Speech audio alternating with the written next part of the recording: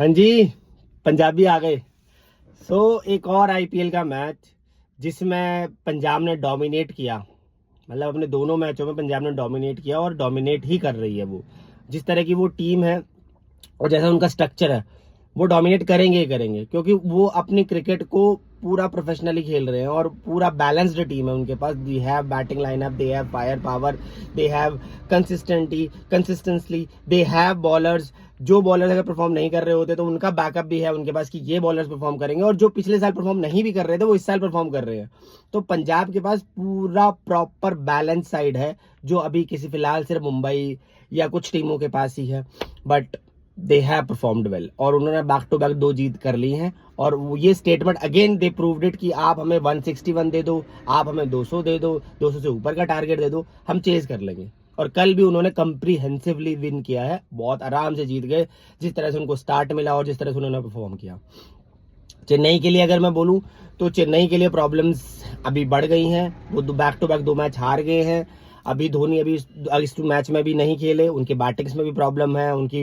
अगर मैं बोलूं तो फिनिशर्स भी उनके उतना अच्छा परफॉर्म नहीं कर रहे हैं। मिडिल ऑर्डर, इस बार मिडिल ऑर्डर ने परफॉर्म किया, लेकिन टॉप ऑर्डर और फिनिशर्स ने उतना परफॉर्म नहीं किया जितना जरूरत थी। ठीक है। और बॉलिंग में उनके पास अभी भी स्ट्रेंथ नहीं है, बॉलिंग को उनको और मजबूत करना पड़ेगा, क्योंकि अगर कोई जिस तरह की पंजाब जैसी टीमें आ रही हैं और पंजाब जैसी टीमें ही हैं आईपीएल में, उनको दिक्कतें बहुत होने वाली हैं। तो चेन्नई को बहुत सारी चीजों पे काम करना है। तो चलिए हम मैच के बारे में बात करते हैं। तो मैच में अगर मैं बोलूं तो कल चेन्नई ने पहले बैटिंग करी, तो चेन्नई ने पहले बैटिंग करी, उन्होंने 209 का स्कोर किया। बट एक बारी को वो लग रहे थे कि 180 185 के पास ही पहुंच पाएंगे, लेकिन उन्होंने स्टिल दे हैव मैनेज कि वो 200 209 तक पहुंच जाएं। लास्ट के ओवरों में कुछ रन अच्छे आ गए और बीच में जो सरफराज ने बहुत अच्छी इनिंग खेली। तो अगर बैटिंग की बात, टॉप ऑर्डर की बात करूं, संजू सैमसंग जिन्होंने 7 बॉलों पर 7 रन के, एक चौका मारा, 100 के स्ट्राइक। संजू सैमसंग दोनों मैचों में फेल हुए हैं। आई डोंट नो, मेरे को जहां तक लगता है कि संजू सैमसंग के लिए आईपीएल में जो बेस्ट पोजीशन है वो 1 डाउन ही है। राजस्थान के लिए भी वो 1 डाउन खेल रहे थे। राजस्थान के लिए लास्ट ईयर उन्होंने ओपन किया तो उतना अच्छा परफॉर्म नहीं किया था। बट आई थिंक उनको 1 डाउन खेलना चाहिए। आयुष मात्रे और ऋतुराज गायकवाड़ को ही ओपन करना चाहिए, ताकि इससे स्टेबिलिटी बढ़ेगी, because he is a senior player और वो उस चीज को मैनेज कर सकते हैं। उसके बाद आयुष मात्रे आए और ऋतुराज गायकवाड़ ने 28 रन किए, 22 बॉलों पे 2 चौके, कोई छक्का नहीं। आयुष मात्रे ही played a brilliant inning yesterday. जो उन्होंने जिस तरह से वो बैटिंग करी, वो उन्होंने दिखा दिया कि ही हैज ए कैपेबिलिटी। क्यों उनको अंडर 19 टीम का कैप्टन बनाया गया था। उन्होंने 73 रन किए, 43 बॉलों पे 6 चौके और 5 बड़े छक्के लगाए। चेन्नई का ग्राउंड छोटा नहीं है, चेन्नई का ग्राउंड काफी बड़ा है। और चेन्नई के ग्राउंड में अगर आप 200 से ऊपर का टारगेट करते हो तो वो चेज करना ईजी नहीं है, लेकिन पंजाब की टीम ने वो बहुत ईजिली चेज किया है। तो दे हैव द कैपेबिलिटी कि वो किसी भी ग्राउंड में कोई भी टारगेट चेज कर सकते हैं, अलबत्ता उनका दिन खराब ना हो तो। शिवम दुबे भी स्टार्टिंग में थोड़ा स्लो खेल रहे थे, 14 बॉलों पे 14 रन मार के खेल रहे थे, लेकिन उन्होंने एंड बहुत अच्छा किया। उन्होंने 45 रन मारे 27 बॉलों पे, 5 चौके और 1 छक्का। अगर मैं सरफराज खान की बात करूं, Sarfaraz Khan what a player he has. उनको बहुत अंडररेट किया जाता है। कल भी मैं कमेंट्री में सुन रहा था, सुनील गावस्कर भी कह रहे थे और एक और कमेंटेटर थे उनके साथ, वो ये भी कह रहे थे कि जब ये सरफराज खान जो खेलते हैं ना, वो जावेद मियांदाद की याद दिलाते हैं। जावेद मियांदाद भी एक ऐसे ही क्रिकेटर थे, पाकिस्तान की तरफ से खेलते थे, बहुत रॉ क्रिकेटर थे। वो कोई फैंसी शॉट्स नहीं मारते थे, कोई बहुत हार्ड हिटिंग शॉट्स नहीं मारते थे या बहुत लंबे छक्के नहीं मारते थे। बट सरफराज खान में वो कैपेबिलिटी है, वो ना तो फैंसी शॉट्स मारते हैं, वो बहुत चीकी शॉट्स मारते हैं, जो मैं बोलूँ तो फ्रस्ट्रेट करते हैं बॉलर्स को कि ये कैसे कैसे मार सकता है, ये ऐसे कैसे खेल सकता है। और वो एक लंबा हिट भी मार लेते हैं। तो उन्होंने 12 बॉलों पे 32 रन किए 266 के स्ट्राइक रेट के साथ, जिसमें से उन्होंने 6 चौके और 1 छक्का मारा, एक बहुत बढ़िया छक्का मारा, आगे निकल के छक्का मारा। पिछले मैच में भी उन्होंने 1 सिक्स मारा था, सेम चीज, आगे निकल के छक्का मारा था राजस्थान के अगेंस्ट में। तो वो इस तरह के बैट्समैन है, वो फिनिशर्स बहुत अच्छा परफॉर्म कर रहा है, लेकिन बट वो चीकी बहुत अच्छा खेलता है। उससे पहले भी वो आरसीबी में थे, तब भी उन्होंने ऐसे इनिंग खेल रहे थे कि बहुत चीकी मार रहे थे, बहुत खेल रहे थे। बट उनकी वो रॉ कैपेबिलिटी है, वो कर सकते हैं उस चीज को। तो ही हैज डन दैट। अगर मैं बॉलिंग की बात करूं पंजाब के लिए, तो पंजाब के लिए अगर बॉलिंग हो तो पंजाब के लिए 4 ओवर में 41 रन दिए अर्शदीप ने। जेवियर बैट ने 4 over 48 run 1 wicket. Marco Jansen 4 over 43 run 1 wicket. जो टॉप 3 बॉलर्स थे उनके, उन तीनों ने ही 10 से ऊपर की इकोनॉमी दी है, 10 या 10 से ऊपर की इकोनॉमी दी है। उसके अलावा विजय कुमार विशाख और यजुवेंद्र चहल, दे है performed really well. Vijay Kumar Vishakh ने दोबारा दिखा दिया कि वो क्यों अच्छे बॉलर हैं और क्यों वो अच्छे माने जाते हैं। उन्होंने 4 ओवर में 38 रन दिए, 2 विकेट लिए, 2 बड़े विकेट लिए उन्होंने। अगर मैं बोलूं तो उन्होंने आयुष मात्रे को आउट किया और उन्होंने सरफराज खान कोर्ट को, दोनों बड़े विकेट लिए, जिसकी वजह से जो चेन्नई का स्कोर 220 तक जा सकता था उसको उन्होंने रोक दिया। बट यजुवेंद्र चहल, मैं उनकी बात करे बिना नहीं रह सकता, मुझे पता है उनको चौथा ओवर क्यों नहीं करवाएगा, क्योंकि उस टाइम पे शिवम दुबे खेल रहे थे और शिवम दुबे युजवेंद्र चहल को देख के ही हिट करने जाते। और मुझे श्रेयस अय्यर से ये बोलना है कि आप मौका तो देख के देखो यार, युजवेंद्र चहल को चौथा ओवर करवाते तो सही, वो डेफिनेटली शिवम दुबे को आउट कर देता। वो एक बॉल अच्छा करता है, 2 बॉल अच्छा करता है, और कोई जिस तरह से वो इस बार परफॉर्म कर रहे हैं ना, बहुत अच्छा परफॉर्म कर रहे हैं और बहुत फिट होके आए हैं, बहुत मेंटली प्रिपेयर होके आए हैं, बहुत बहुत अच्छे वेरिएशंस करे, बहुत अच्छी लेंथ पकड़ रखी है उन्होंने।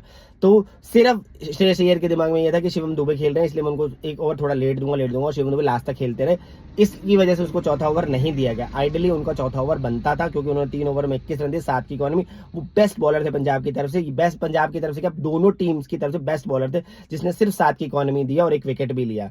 तो उनको ये ओवर देना चाहिए था, एक बार ट्राई तो करना चाहिए था। मुझे लगता है कि वो शिवम दुबे को आउट कर देते। और अगर मैं रन चेज की बात करूं पंजाब की तरफ से, पंजाब ने पहले 6 ओवर में ऑलमोस्ट मैच खत्म कर दिया था। प्रियांश आर्या, जिन्होंने 11 बॉलों में 39 रन मारे 354 की स्ट्राइक रेट के साथ। प्रियांश आर्या को चेन्नई टीम पसंद आती है। लास्ट ईयर भी उन्होंने चेन्नई के अगेंस्ट में 100 मारा था, जो उनका 100 था आईपीएल का, पहला 100 था उनका आईपीएल का, और वो उनका आया था चेन्नई के अगेंस्ट में। तो चेन्नई उनको पसंद आती है। बहुत बढ़िया खेले थे, 11 बॉलों में 39 रन, 3 चौके मारे थे, 4 छक्के मारे थे, 354 की स्ट्राइक रेट से खेल रहे थे। और जब तक वो क्रीज में रह के खेल रहे थे बहुत अच्छा खेले। जैसे ही उन्होंने एक बॉल मैट हेनरी को ट्राई किया स्टेप आउट करके, और वो मिस कर गए और बोल्ड हो गए। आइडियली उनको उस तरह से ही जैसे क्रीज में रह के खेल रहे थे वो खेलने की कोशिश, मतलब मुझे समझ ये नहीं आता, जब आपके बैट से बॉल लग रही है तो आपको एक्स्ट्रा कुछ ट्राई करने की क्या जरूरत है। आप सिर्फ बॉल को मीट करो। आप वो बहुत अच्छा मीट कर रहे थे, बहुत बढ़िया मीट कर रहे थे, कि ऐसे मीट कर रहे थे कि फ्लॉलेस, मतलब बॉल आएगी और लगेगी। तो वो आउट हो गए। उसके बाद पंजाब ने पहले 6 ओवर में 68 रन मारे, और चेन्नई ने पहले 6 ओवर में 57 रन मारे थे। अगर मैं बोलूं तो चेन्नई के ग्राउंड के अकॉर्डिंग दोनों स्कोर्स बहुत बढ़िया थे पहले 6 ओवर के अकॉर्डिंग। उसके बाद प्रभसिमरन तब तक कुछ स्लो खेल रहे थे जब तक प्रियांश आर्या उनके सामने बैटिंग कर रहे थे, और वो प्रियांश आर्या को सिर्फ स्ट्राइक दे रहे थे। उनको 11 बॉलों पे 11 रन या 6 बॉलों पे 7 रन मार के ही खेल रहे थे। धीरे धीरे धीरे उन्होंने, जैसे ही प्रियांश आर्या आउट, उन्होंने भी स्पीड पकड़ ली। उन्होंने 34 बॉलों पे 43 रन मारे, 4 चौके और 1 छक्का, 126 की strike rate. Cooper Conley again ही है परफॉर्म्ड 36 रन के 22 बॉलों पे 6 चौके, 163 के स्ट्राइक रेट का। अब आती है कैप्टन की बारी, सरपंच जी, जिनको सरपंच जी बोला जाता है आईपीएल में। तो सरपंच जी ने बहुत बढ़िया परफॉर्म किया। शुरू में वो थोड़ा स्लो खेले, उसके बाद उन्होंने जो स्पीड पकड़े, उन्होंने 29 बॉलों में 50 रन किए, 172 की स्ट्राइक रेट किया, 4 चौके और 3 छक्के। श्रेयस अय्यर की अगर मैं बात करूं तो Shreyas Iyer he has that capability. वो 2019 से 3 टीमों को प्ले ऑफ तक पहुंचा चुके हैं, 3 टीमों को प्ले ऑफ तक पहुंचा चुके हैं, और एक टाइटल भी जीत चुके हैं कोलकाता की तरफ से। तो उनमें वो तरीका है, वो जज्बा है, उनको वो समझ है कि टीम को कैसे चलाना है, टीम से कैसे काम निकालना है, या टीम के प्लेयर से कैसे परफॉर्मेंस निकालनी है। तो वो उनको पता है, और साथ ही साथ वो खुद भी परफॉर्म करते हैं। तो उनका वो माइंडसेट है, उनको पता है कि टीम के साथ कैसे परफॉर्म किया जाता है। और स्पेशली उनके कोच रिकी पॉन्टिंग और श्रेयस अय्यर, क्या कॉम्बिनेशन है।